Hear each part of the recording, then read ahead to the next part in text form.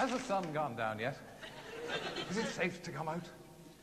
Better get out of here before some discerning viewer drives a stake through me heart. Or before I introduce my first guest. We've had more stakes in his chest than you and I have had hot dinners. And I wouldn't be surprised if he stuck his fangs in my neck after that introduction. The Prince of Darkness, Christopher Lee.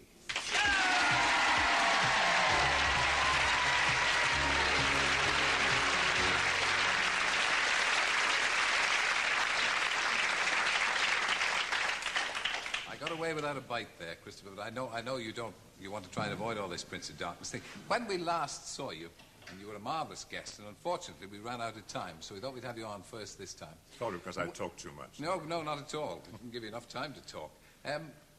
When we left you, you were in the middle of a song. Oh. Would you like to pick that up where you left it? Can you remember it? From The Return of Captain Invincible, Captain right? Invincible. The drink song. Yes. Now, I've got to think. Highball the vodka and name your sting. Be a big shot with a bold shot. Be a swine with the vine. That one, yes, and so on. Johnny. There's another. I can do it a little better than that, but you caught me on the hop. There's a fine singer in there trying to get out, isn't there? Oh, there always has been. Yeah? Could you have gone into the more serious side of singing if your career had taken you that way? I would frankly rather have done that than anything else. Why didn't you? I always regret it. Well, it was awkward. It meant living in another country for quite a long time. It meant having to keep myself, although they were prepared to give me the lessons. This was in Scandinavia, and it was at a time in my career when I just simply couldn't afford it. And therefore it never became what I always dreamed it would become, my principal job, you might say, for lack of a better word. I wanted to be a singer, and I still think I should have been one. Yes, but you make the rafters ring in your bathroom, do you? Oh, yes, every day. Right. Yes. Well, you're back in London after 9 years. Why? Well, I'm not back yet. I'm let's say, considering coming back. Yeah. Let's put it that way. Oh, yes. Why have you decided to return? Well, I went to the States for certain reasons about 9 or 10 years ago. I went to achieve certain things. I achieved them, and I felt that the time had come to come back. It's as simple as that. I went because I was, to put it very frankly, getting typecast. And the sort of thing with which you open the program. I come on and land you back in it again. Not really, because I haven't done that for 14 years. Quite. And I was getting typecast. I was doing the same kind of film, more or less the same kind of part, always the heavy and so on, with very few variations on it. And I was getting bored. Now, if I get bored, the audience is certainly going to get bored. No, I don't think so. I think you communicated. You have the face and the figure for it, those menacing eyes and that spare, gaunt figure. Thank you. I mean, I'm sitting here shivering to myself here. Is there a big difference about filming in America and Britain? Did you find that? Not actually when you're on the set, so to speak, or on the floor, as we call it. No, not really. If you're all professionals behind the camera and in front of it, you know what you're doing and you get on with the job. The major difference, obviously, between making films in the States and making films in any other country, in Europe, let's say, is money. In other words, they have very large sums of money which they spend on productions, and they have very high budgets in many cases, which means that there is more money to make more films, which means there's more production. It's as simple as that. Did you like living in LA? Or did you... Yes, it's a strange place. You know, it was fine for me because I was 5 minutes from the golf course, and I enjoyed it.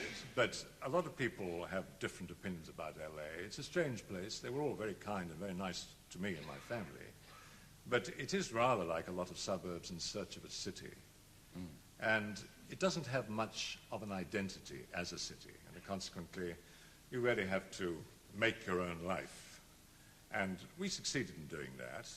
The problem is that this sounds like a strange thing to say, but it's true. You can't get away from show business because it's a company town, which means that every time that you go out anywhere to do anything in private, within 5 minutes somebody's talking about grosses, who's getting paid what, what's just been a disaster. And incidentally, you learn the difference in the language pretty rapidly, because over here, if you talk about something being a bomb, it means it's a tremendous hit, right? Over there, when I said to somebody about a picture I'd done I think it was here, that it had bombed. It had been a big bomb. He looked at me with a horrified look. His eyes began to glaze over, because in America, that means exactly the opposite. It means it's an utter disaster. What do you feel about the current crop of films coming out of Hollywood, the Rambos? Well, one really does wonder how seriously they're meant to be taken, but I think the person, or the people rather, who could answer that question best would be the Vietnam veterans in terms of that particular kind of film. Now, I made a film with Chuck Norris called An Eye for an Eye, and it was a martial arts film of sorts, not quite the same thing as Rambo. But Chuck Norris, who is a very delightful man, a very close friend, is absolutely lethal. He really is. And he is, or was, one of the world karate champions. Now, when you get in front of a camera with somebody like that, it's every man for himself, I can assure you. But I don't know, these films are very violent, aren't they? And it would seem from the box office returns that people do want to see them and enjoy them. My own personal feeling about violence, including some of the things I've done, is that it's what you don't see rather than what you do see. Right. I think fantasy is better than reality. Reality is dangerous because it can be copied. Now, people are going. People love these movies. Rambo with Stallone, Schwarzenegger, and many, many others. But to me, again, it depends on the individual concerned and the story. You've got Clint Eastwood, totally different, you see. It's more like the age of chivalry when he does it.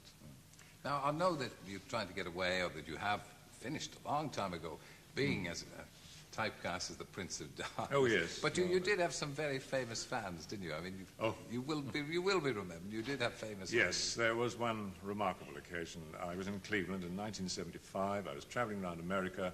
I was promoting a picture called The Four Musketeers. And I ran into a gentleman by the name of Muhammad Ali. And he said to me, "Are you going to be in the States in the end of the month, March 75? I said, yes, I'll be in Los Angeles. He said, "Are you going to watch the fight that I am having in Cleveland against Chuck Wepner, the Bayonne bleeder, on whom I believe Rocky is based?" And I said, yes, I will be watching that. He said, okay, and he made me a certain promise. And I thought, well, we'll see. I'm down in Los Angeles. I'm actually in Hugh Hefner's house, and that's another story in itself. And we're watching this in private on the big television screen. He has it all there in his projection room. 15 bruising, blasting rounds, world title fight. And right at the end, he's won. They put the mic under his face. He's in the ring. And don't forget, he's had a very tough fight. And they say, "Well, champ, you want to talk to the audience, say anything to your fans out there or whatever?" He said, "Yes, I want to say hello to all my fans. And particularly, I want to say hello to Christopher Lee, who's sitting out there watching me because I won this fight for him." Now, that kind of publicity you cannot buy. You cannot. Anyway, the lights went on and everybody was looking at me, you know, how did you do that sort of thing? As if I performed a magical act in front of their eyes. And the man sitting next to me, whom I hadn't seen come in the dark, leant over towards me and said, "How did you do that?" And I looked at him and I said, "Magic, Mr. Foreman. Black magic." George Foreman. One of the few people in front of whom I felt like a dwarf. It's good to see you again, Christopher. We welcome you back when you do finally decide to join us. Thank you very Christopher much. Lee, ladies.